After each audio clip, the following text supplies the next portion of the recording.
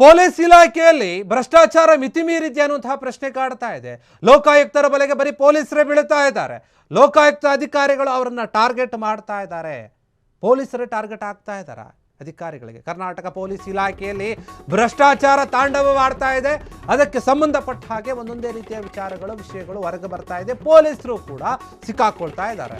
ಲೋಕಾಯುಕ್ತರಿಗೆ ಏನಿದ್ದಾರೆ ಅವರು ಟಾರ್ಗೆಟ್ ಮಾಡ್ತಾ ಇದ್ದಾರೆ ಕರ್ನಾಟಕ ಪೊಲೀಸರು. ಪೊಲೀಸ್ ಠಾಣೆಯಲ್ಲಿ ಅತಿ ಹೆಚ್ಚು ಭ್ರಷ್ಟಾಚಾರದ ಬಗ್ಗೆ ದೂರು ಬರ್ತಾ ಇದೆ.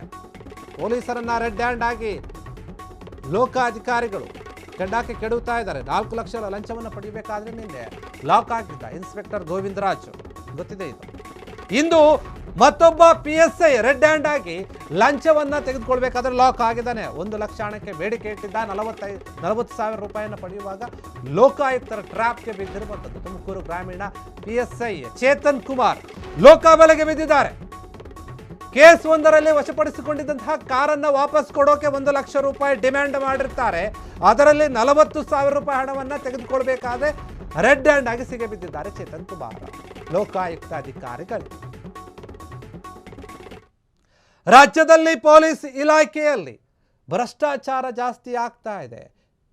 ಕಾನ್ಸ್ಟೇಬಲ್, ಒಬ್ಬ ಸಾಮಾನ್ಯ ಕಾನ್ಸ್ಟೇಬಲ್ ಇಂದ ಹಿಡಿದು ಉನ್ನತ ಮಟ್ಟದ ಪೊಲೀಸ್ ಅಧಿಕಾರಿಯವರೆಗೂ ಕೂಡ ಲಂಚ ಇದೆ, ಲಂಚವನ್ನು ಕೊಡಲೇಬೇಕು ಎನ್ನುವಂತಹ ಆರೋಪ ಕೇಳಿ ಬರ್ತಾ ಇದೆ. ಇದಕ್ಕೆ ಸಂಬಂಧಪಟ್ಟ ಹಾಗೆ ಲೋಕಾಯುಕ್ತ ಕಚೇರಿಗೆ ಅಧಿಕಾರಿಗಳಿಗೆ ದೂರು ಕೂಡ ಹೋಗ್ತಾ ಇವೆ ಸಾಕಷ್ಟು.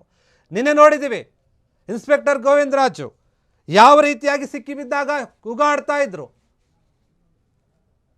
ಜೋರಾಗಿ ಅವರನ್ನ ಲೋಕಾಯುಕ್ತ ಅಧಿಕಾರಿಗಳು ಹಿಡ್ಕೊಂಡಿದ್ರು. ಏನೋ ತಪ್ಪು ಮಾಡಿದ್ರು ಅಥವಾ ಅವ್ರನ್ನೇನೋ ಹೊಡಿತಾ ಇದ್ರಂತ ಹೇ ಅಂತ ಜೋರಾಗಿ ಕೂಗ್ತಾ ಇದ್ರು.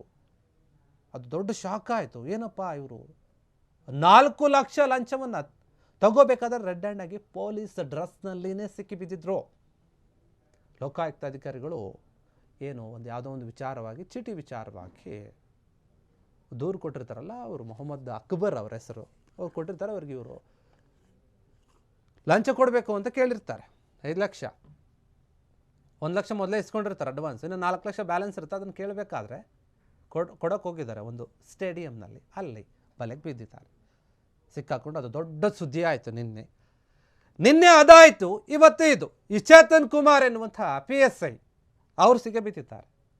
40,000 ರೂಪಾಯಿ ಲಂಚ ತಗೋಬೇಕಾದ್ರೆ ಆ ಕಾರ್ ಏನು ಕಾಣ್ತಾ ಇದೆ, ಯಾವುದೋ ಒಂದು ಕೇಸ್ನಲ್ಲಿ ಆ ಕಾರ್ನ ತೊಗೊಬಂದು ಸ್ಟೇಷನ್ ಹತ್ರ ಇರಿಸ್ಕೊಂಡಿದ್ದಾರೆ.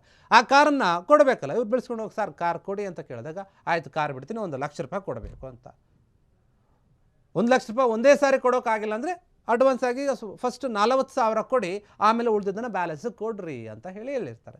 ಸರಿ ಅಂತ ಅವರು ಒಪ್ಕೊಂಡು ಹೋಗಿ 40,000 ಕೊಡೋಕೆ ಹೋಗಿದ್ದಾರೆ. ಈ ವಿಚಾರವನ್ನು ಕೊಡೋದಕ್ಕೂ ಮುಂಚೆ ಲೋಕಾಯುಕ್ತ ಅಧಿಕಾರಿಗಳಿಗೆ ತಿಳಿಸಿದ್ದಾರೆ. ನೋಡಿ ಸರ್, ಈ ರೀತಿಯಾಗಿ ಹೆಂಗಿದೆ, ಚೇತನ್ ಕುಮಾರ್ PSI ಅಧಿಕಾರಿಯೊಬ್ಬರು ನಮ್ಮ ಹತ್ರ ಲಂಚ ಕೇಳ್ತಾ ಇದ್ದಾರೆ, ನಮ್ಮ ಕಾರನ್ನು ಅವರು ಇಟ್ಕೊಂಡಿದ್ದಾರೆ, ವಶಪಡಿಸ್ಕೊಂಡಿದ್ದಾರೆ ಒಂದು ಕೇಸ್ ವಿಚಾರದಲ್ಲಿ. ಕಾಸು ಬಿಡಬೇಕು, ಇದು ಕಾರನ್ನು ಬಿಡಿ ಅಂದರೆ ಕಾಸು ಕೇಳ್ತಾ ಇದ್ದಾರೆ ಅಂತ ದೂರು ಕೊಡ್ತಾರೆ. ಕಂಪ್ಲೇಂಟ್ ಕೊಟ್ಟಾಗ ಲೋಕಾಯುಕ್ತ ಅಧಿಕಾರಿ ಓಕೆ ನಾವು ಹೇಳ್ದಂಗೆ ನೀವು ಮಾಡಿ ಅಂತ ಹೇಳಿ ಅವ್ರನ್ನ ಕಳಿಸಿದ್ದಾರೆ. 40,000 ಹಣ ತಗೊಂಡು ಹೋಗಿ ಕೊಡಬೇಕಾದ್ರೆ ಹೋಗಿ ರೆಡ್ ಹ್ಯಾಂಡಾಗಿ ಹಿಡ್ಕೊಂಡಿದ್ದಾರೆ, ಸಿಕ್ಕಿಬಿದ್ದಿದ್ದಾರೆ ಚೇತನ್ ಕುಮಾರ್. ಲೋಕಾಯುಕ್ತ ಅಧಿಕಾರಿಗಳು ಅವ್ರನ್ನ ಹಿಡ್ಕೊಂಡಿದ್ದಾರೆ. ಇದು ತುಮಕೂರು ಗ್ರಾಮೀಣ PSI ಆಗಿರುವಂತಹ ಚೇತನ್ ಕುಮಾರ್. ನೀವು ಫೋಟೋದಲ್ಲಿ ನೋಡ್ತಾ ಇದ್ದಾರೆ.